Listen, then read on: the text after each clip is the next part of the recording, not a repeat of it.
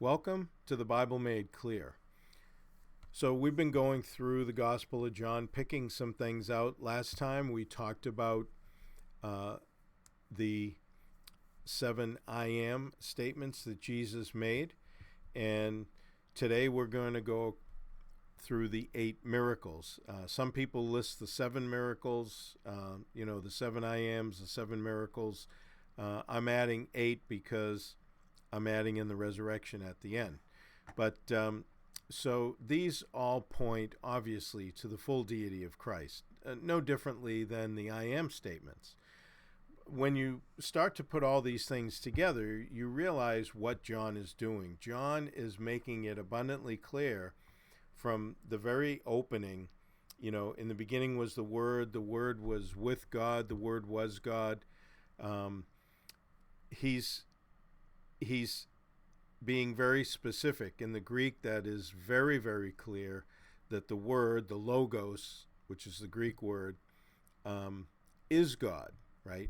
The Word or the logos was with or face-to-face, actually, or literally, with God.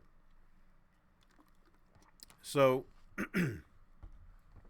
and then right after he says in verse 3 that, without him, not anything that was made was made. In other words, he created everything. In him is the light. That light is the light of men and lights every man that comes into the world. You can't really step through John's gospel and avoid this. If you try to avoid it, you're not reading it.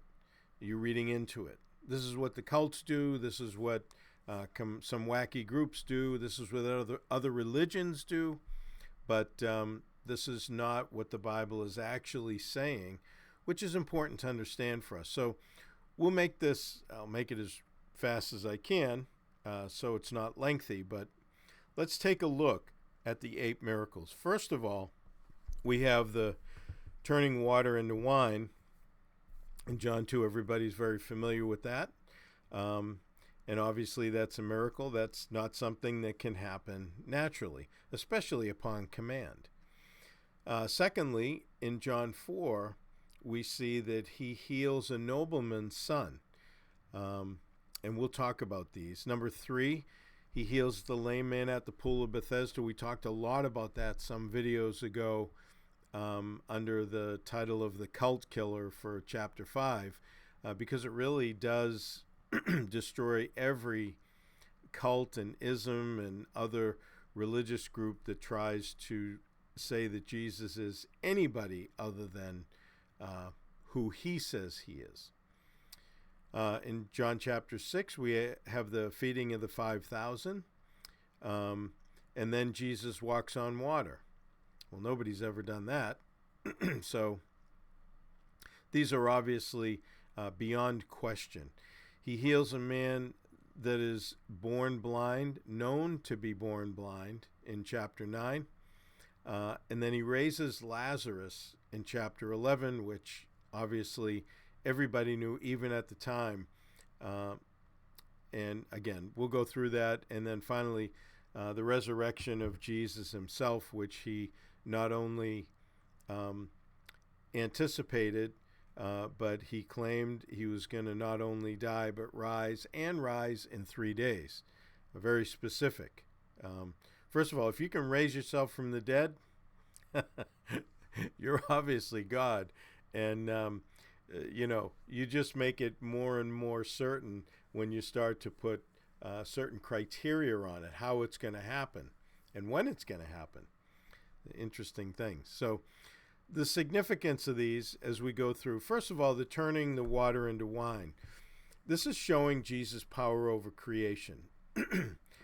He's removing the time from the natural process of what's actually going on. Look, the water comes down from heaven, it goes in the ground, it does what it's doing in the seeds of the vine. It goes up through, creates the grapes. They pick the grapes, they squish them, it goes down into juice, and eventually over time it ferments and all that. So what he did was he just shortened the time, literally.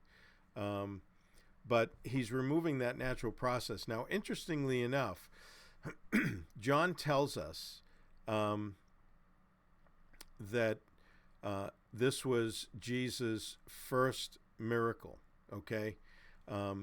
In verse 11 of John 2, it says, this beginning of signs Jesus did in Cana of Galilee.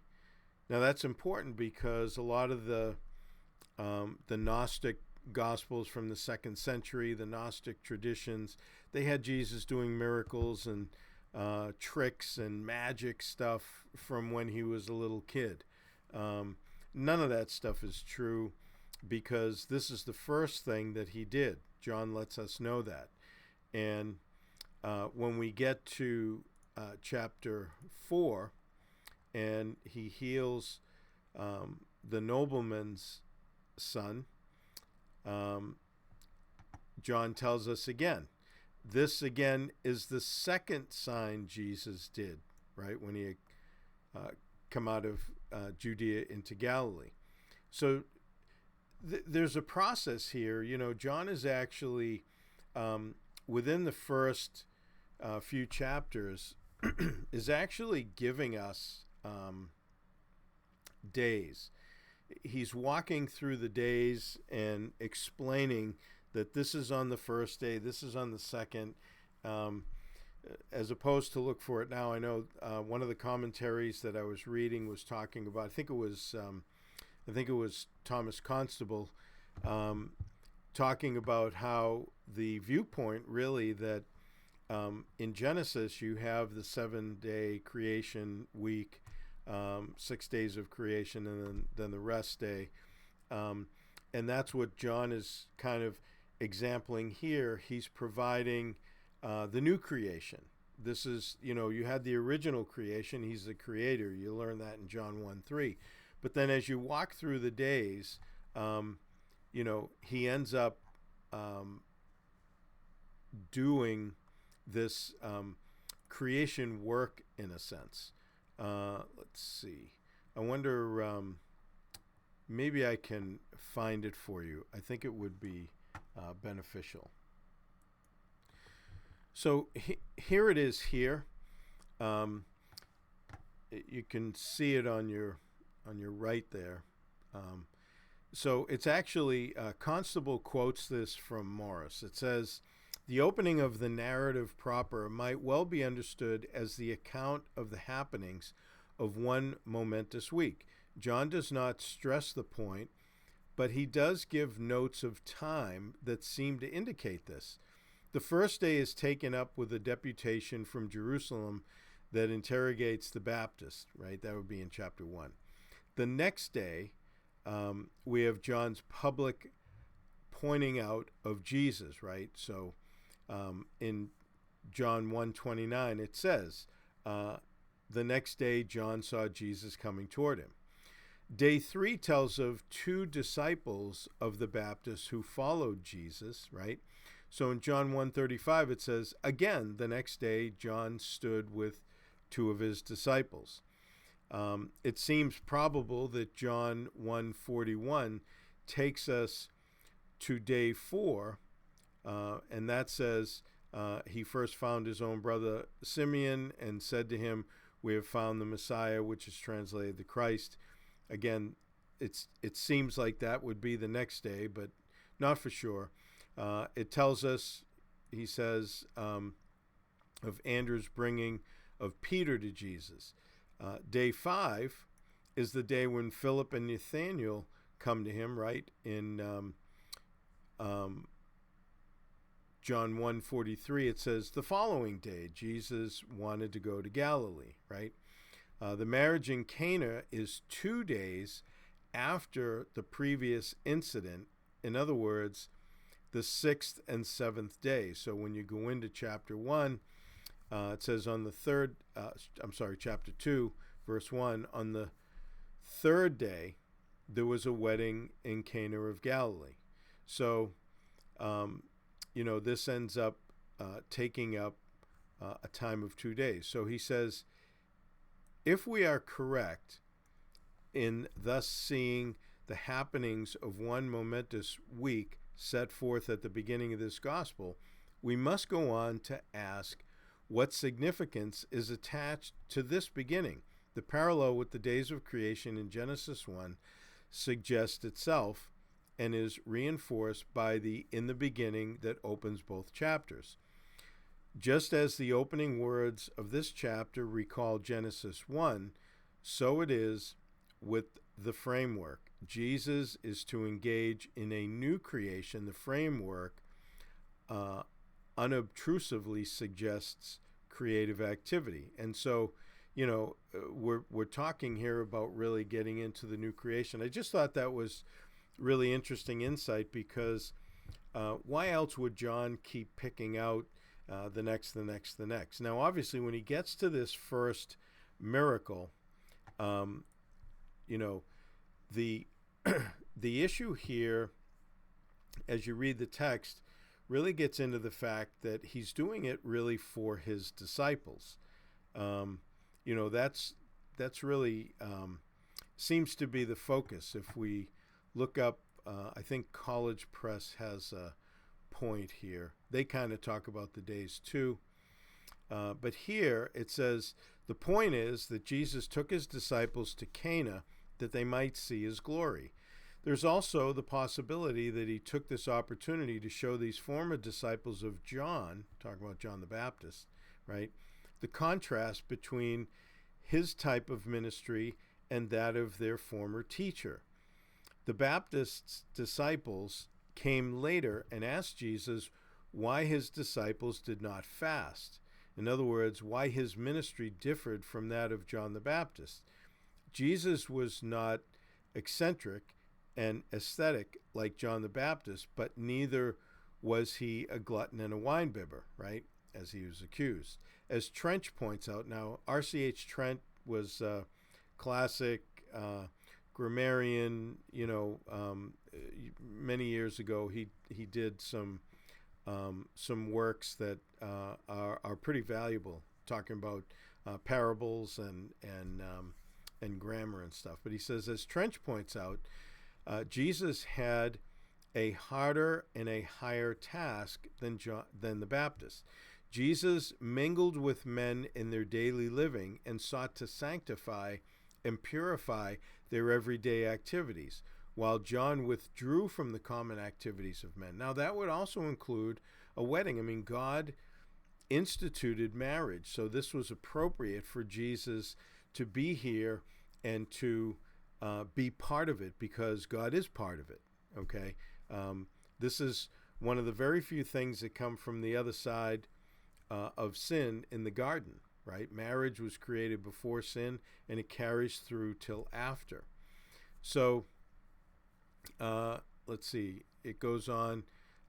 Jesus gives divine sanction to the joyous activities of human existence, profitable activities such as marriage, family life, and etc. Our Lord never countenanced revelry or sensual gratification. His paramount emphasis was on that of the Spirit.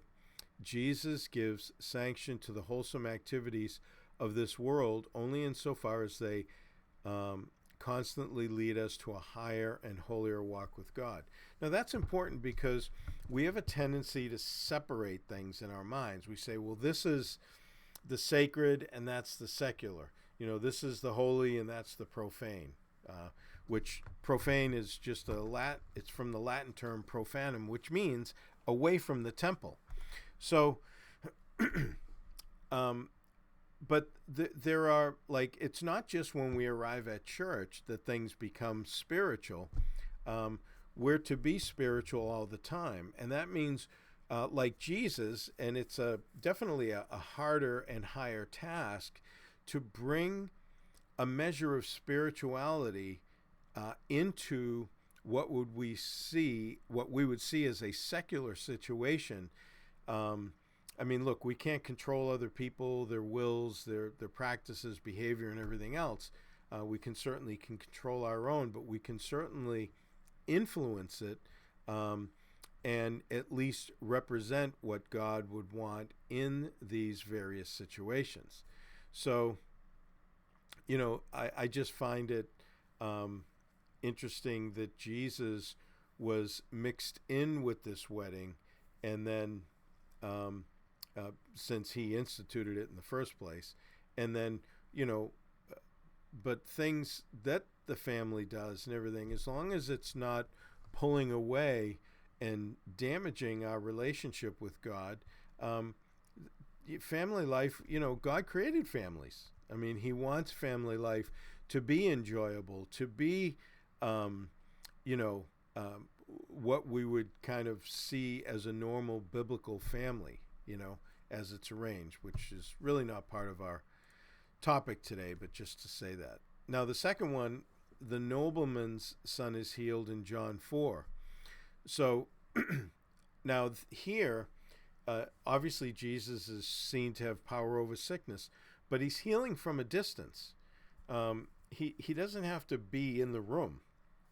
He doesn't have to touch somebody. When Jesus healed people, he did it all kinds of different ways, right?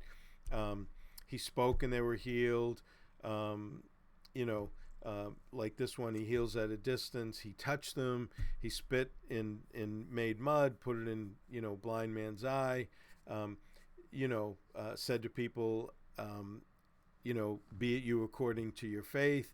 So there's a number of different ways that God can heal. We pick up on some really unusual ones in the book of Acts where people were sticking sick people out so that Peter's shadow would hit them. And then later on in Acts 19, Luke says that God did unusual miracles through Paul, right? People took his sweatbands and all that that he used for work, and they would, bring them out, and people actually get healed, and actually some demons were cast out with it. So pretty interesting stuff. I mean, that's not the norm. So we don't take something that Luke says that obviously the Holy Spirit had him say, that this is unusual. So we don't try to make the unusual usual, which is usually what happens, unfortunately. But again, this is another aspect of Jesus' capability. In John 5, we've gone through this in past videos. The pool of Bethesda shows Jesus' power over disease, whatever caused this. Time was no barrier. This man was lame for 38 years. So distance is not a barrier for God. Time is not a barrier. We have a tendency to think when we pray for somebody that, if they've been like that for a long time, it's harder. It's really not harder for God. I mean, he created the universe, created us, created the human body, which is just, I don't honestly understand how anybody that knows anything about biology or is a doctor, understanding the intricacies of the human body, can imagine that happened by random chance. That's quite phenomenal. I don't have enough faith for that. But so the fourth one, the feeding of the 5,000. Again, we have a situation where Jesus is he's got the power over the material world, right? Quantity is not a limitation.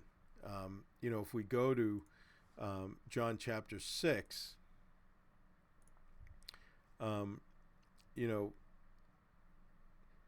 in let's see, in verse 5 this begins, and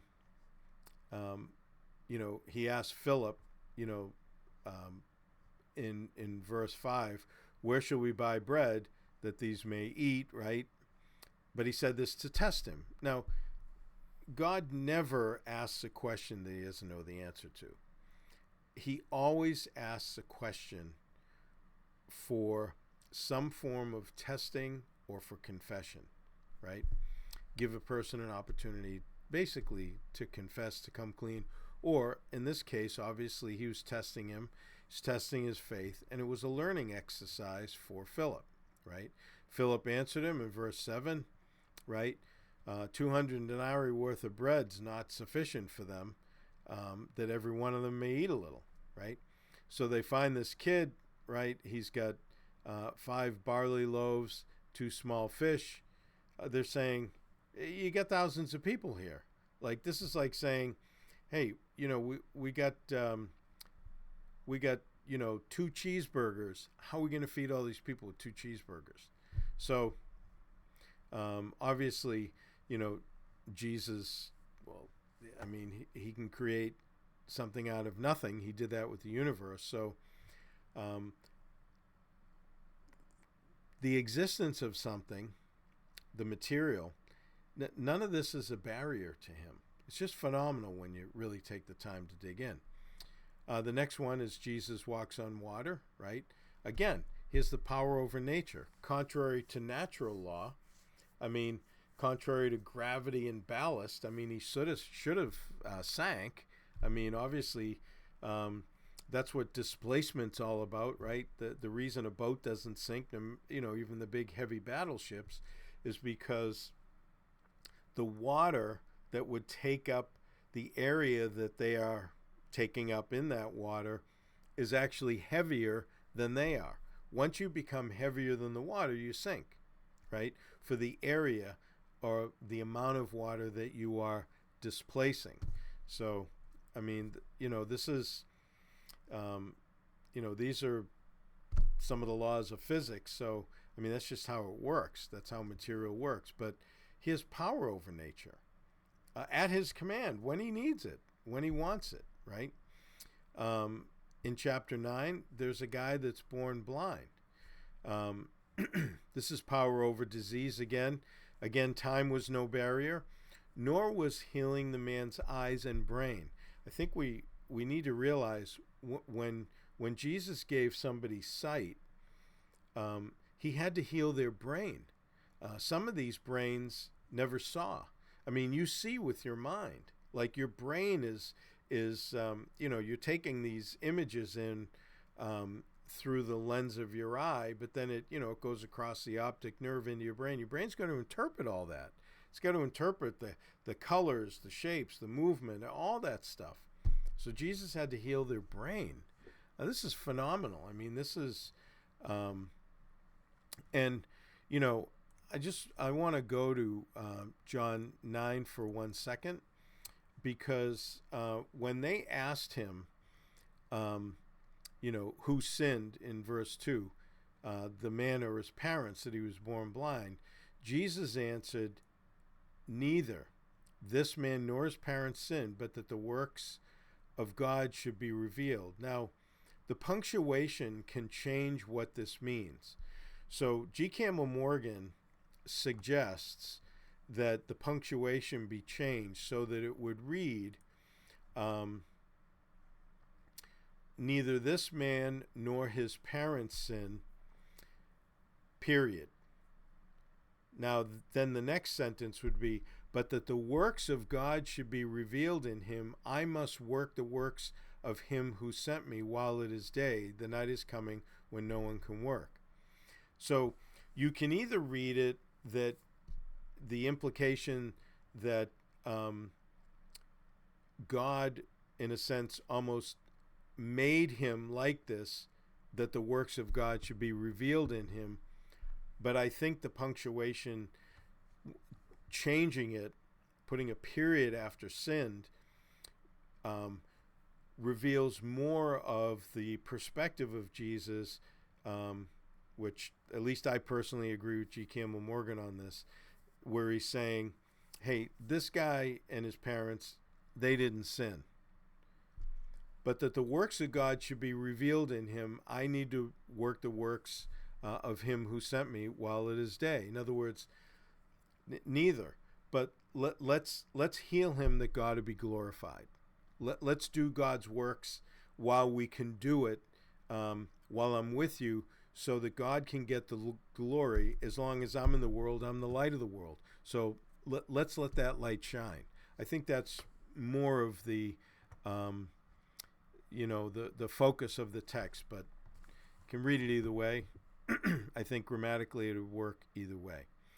Number 7, Jesus raises Lazarus. This is interesting. Obviously, power over death. After 4 days, the corpse was raised. But Lazarus died again. Now, the reason this is interesting is because when you get to this chapter, right? Um, let's see. Jesus raises Lazarus.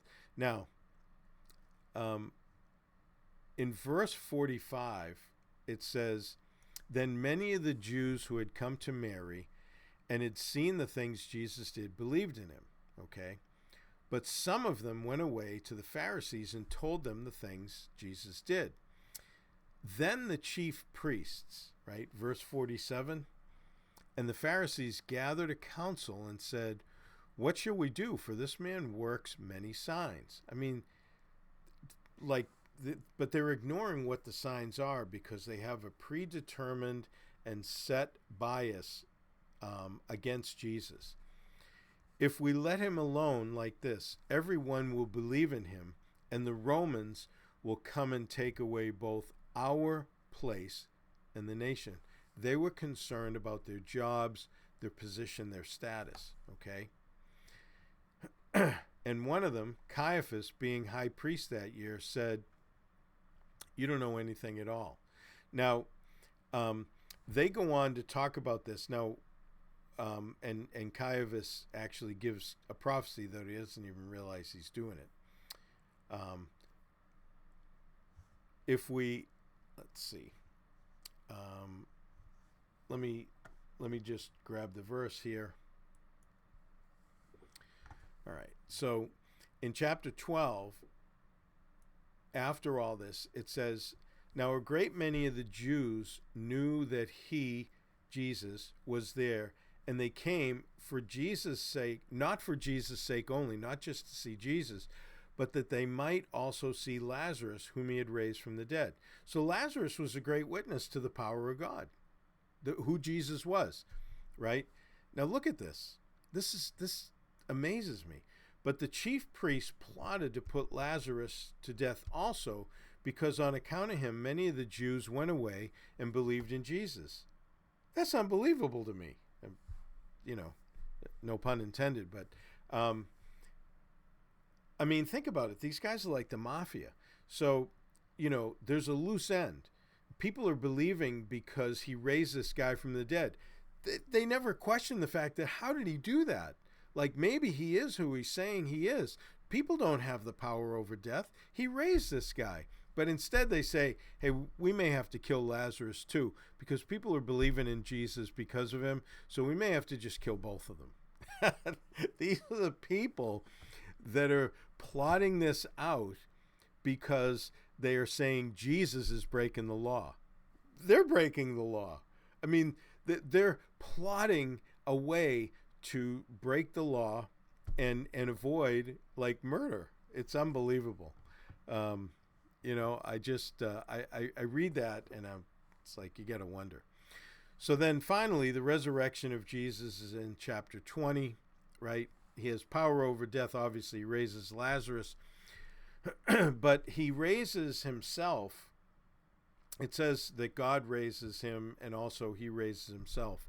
But in John 10, but the change from a mortal, which means a body that can die, to an immortal, glorified body is what happens in the resurrection. So the resurrection is a move from a body that is deteriorating and is going to eventually die short of the rapture to a body that can never die. Paul goes through this in 1 Corinthians 15. But these things are showing the significance of these. You just can't overlook them. You can't just kind of read by them.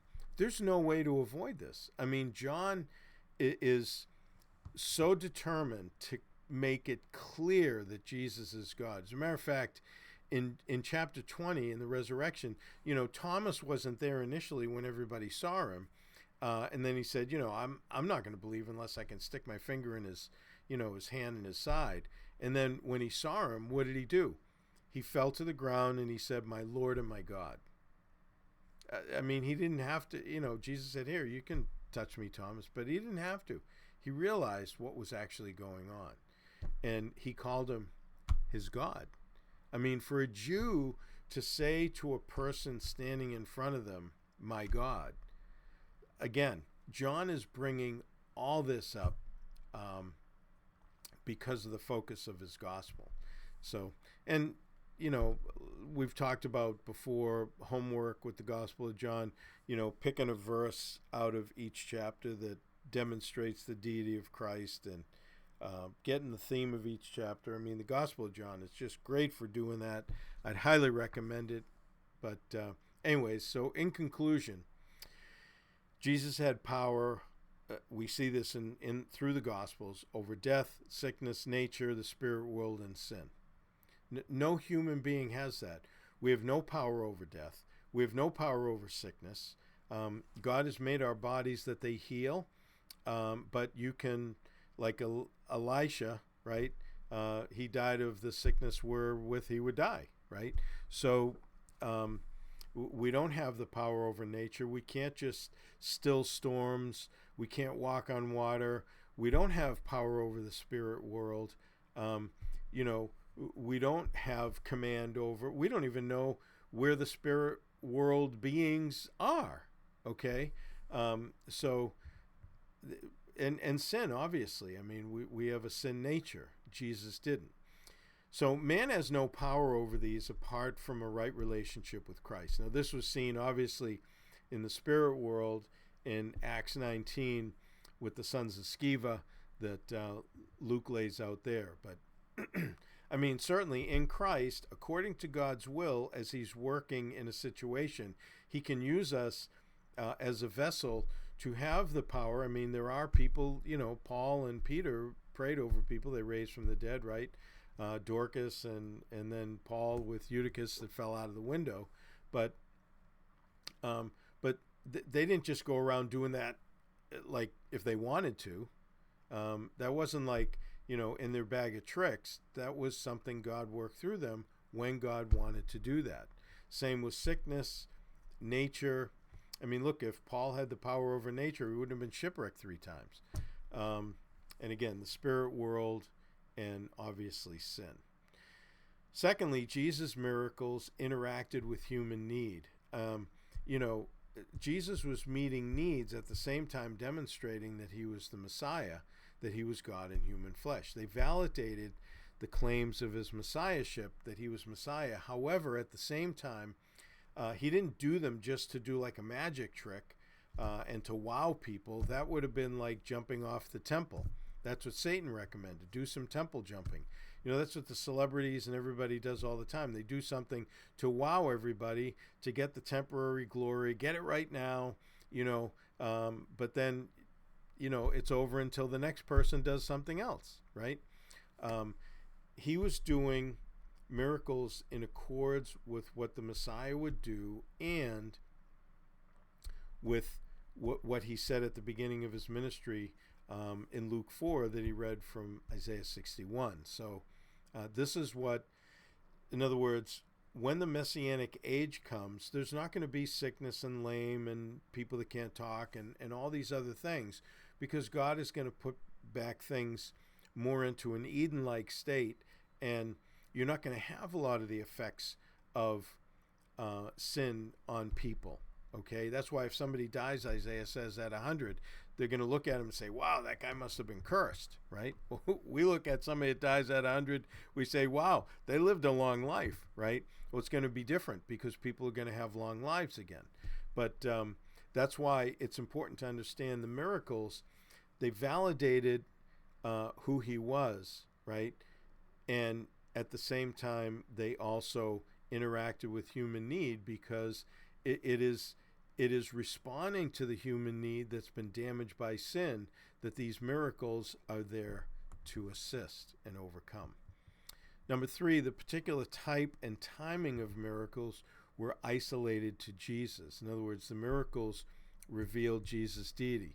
He didn't do miracles just to do miracles or do them all the time, because many times he was challenged to do them and he wouldn't do them, right? The Pharisees wanted him to do them, show us a sign. He said, hey, you're not going to get any sign but the sign of Jonah, right? The resurrection. So that was in Matthew 12, 11 and 12. You can read that. But 11 leads up to it. 12 kind of, They were saying he's filled with a demon. That's how he casts out demons, right? A ridiculous claim. Shows you the power of unbelief and bias. Once somebody's determined to be biased, they can never see what's right in front of them. It's very unfortunate. And finally, Jesus was glorified by the miracles he did, right? Only God receives glory. Other beings, right, men, angels, they always reject it. So they're told to get up.